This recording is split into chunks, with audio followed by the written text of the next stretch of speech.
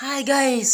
Sobrang higpit ni Daddy Mitch ngayon guys. Tingnan mo itong kasamahan nating content creator guys. Kasabayan ko lang ito guys.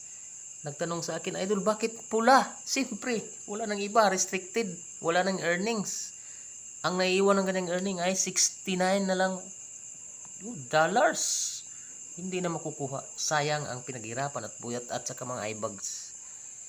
Kami na monetize guys sa streaming ads at saka ads on reel at saka star. Mas lalong sinasakal ang aming mga liig sa aming mga post kasi kunting pagkakamali ay mapa-plug down kami. Magkakaroon kami ng violation. Kaya kayong wala pang invitation ay mag-ingat lalo kayo. Lalong hindi kayo ma-invite.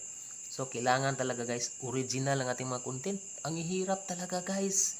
Parang wala nang isweldo si Mita. Kasi nahanay kami kina Koreana, Tomboy, at kung sino-sino pang mga